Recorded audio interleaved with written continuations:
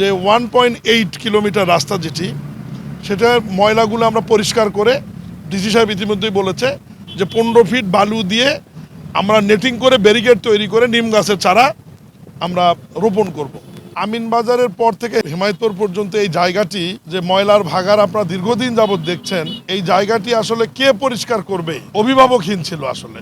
এটা উত্তর সিটি কর্পোরেশনের মধ্যেও পড়ে না, সাভার পৌরসভার মধ্যেও পড়ে না। ফলে যে যার ইচ্ছা মতো এখানে ময়লা ফেলিয়ে দিয়ে চলে যেত, এটা প্রতিরোধ কেউ করতো না এবং পরিষ্কারও কেউ করতো না। প্রথম আমার নোটিশে আসবার পরেও আপনারা জানেন যে আজ থেকে 4 দিন আগে মাননীয় প্রধানমন্ত্রী এই সড়কটি দিয়ে সিংগাইরে বাংলাদেশ সেনাবাহিনীর গ্রীষ্মকালীন বা বর্ষাকালীন যে মহড়া পরিদর্শনে গিয়েছিলেন, তখন ওনার দৃষ্টিতে এটা এসছে।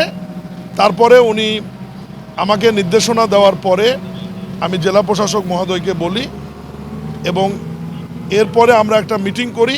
সেই মিটিংয়ের সিদ্ধান্ত অনুযায়ী এখন কেরানীগঞ্জ উপজেলা নির্বাহী অফিসার, সাভারের উপজেলা নির্বাহী অফিসার, জেলা প্রশাসন যৌথভাবে আমরা সিদ্ধান্ত নিয়েছি যে 1.8 কিলোমিটার রাস্তা যেটি সেটা ময়লাগুলো আমরা পরিষ্কার করে ডিসি সাহেব ইতিমধ্যেই বলেছে যে 15 ফিট বালু দিয়ে আমরা নেটিং করে ব্যারিকেড তৈরি করে নিম গাছের চারা আমরা রোপণ করব।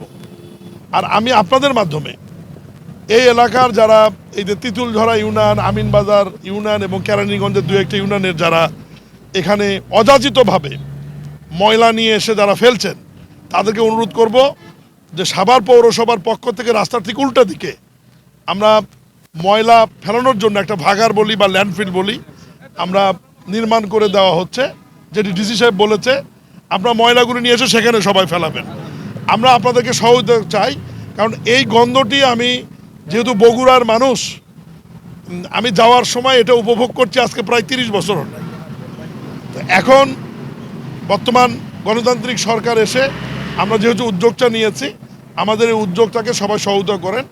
এবং ডিসি সাহেব তার বক্তব্যে বলেছে যে আমরা ক্লিন বাংলাদেশ, গ্রিন বাংলাদেশ করবার যে প্রচেষ্টা চালাচ্ছি, কিন্তু আমরা আগের সরকারের মতো বলবো না যে বাংলাদেশকে আমরা সিঙ্গাপুর বানাবো, বাংলাদেশকে আমরা কানাডা বানাবো, এটা বানাতে পারবো না। তবে বাংলাদেশকে একটা বসবাসযোগ্য রাষ্ট্র বানানোর জন্যে এবং মানুষ যাতে নিশ্চিন্তে তাদের শ্বাস প্রশ্বাস নিতে পারে, এটা করবার জন্য রাষ্ট্রের পক্ষ থেকে, প্রশাসনের পক্ষ থেকে যেটুকু করার প্রয়োজন আমরা করবো ইনশাল্লাহ। ধন্যবাদ। বর্ষা মৌসুমে এটা প্রত্যেক বছরই হয় এবং আমাদের মেনটেন্যান্সের টাকা থাকে সব ডিপার্টমেন্টেরই।